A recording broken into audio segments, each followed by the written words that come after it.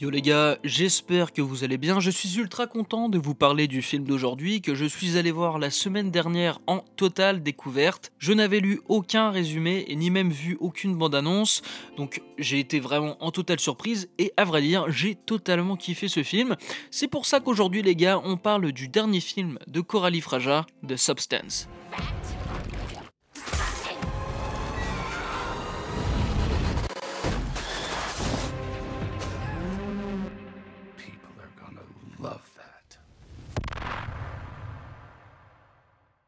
Avez-vous déjà rêvé d'une meilleure version de vous-même ?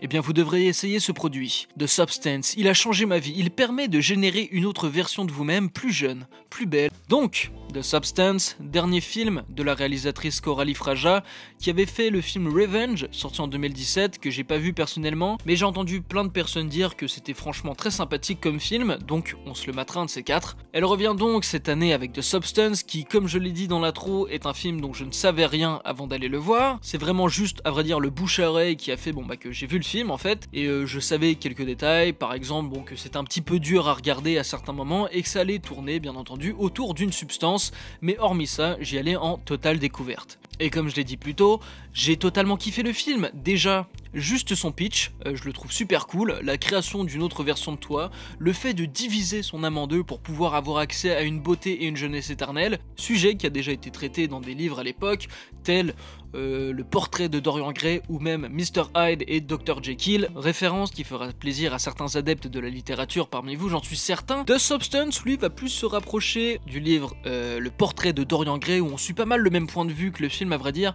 avec le portrait qui va abuser de son original, ce qui va avoir de graves répercussions sur celui-ci, comparé à Mr. Hyde et Dr. Jekyll, où l'on suit plus une enquête tout au long du projet, et c'est plus à la fin que ça va se révéler être un double. Bref, la création du double est vraiment superbe et mémorable à mon sens, et c'est génialement exécuté. Et vers la fin, en plus d'une vraie presta physique, elle se met complètement à nu à un certain moment, ce qui je pense n'a pas dû être très simple pour elle, et c'est sincèrement un des rôles les plus marquants de sa carrière à mon avis, en Quentin Tarantino. Et malgré sa petite apparition, eh bien je pense qu'elle a marqué tout le monde dans ce film. Il était donc temps qu'elle ait un rôle décisif dans sa carrière, et c'est exactement ce qu'on a eu dans The Substance. Je pense qu'il y aura vraiment un avant et un après The Substance dans la carrière de Margaret Qualley, ça va lui ouvrir de nombreuses portes. Bref, comme vous avez pu le constater les gars, j'ai franchement adoré The Substance, ne soyez pas surpris si vous le retrouvez dans mon top de films de fin d'année, car je garantis qu'il va y être. Il sort début novembre en France, donc je vous invite à aller le voir en salle, c'est une sacrée expérience, croyez-moi.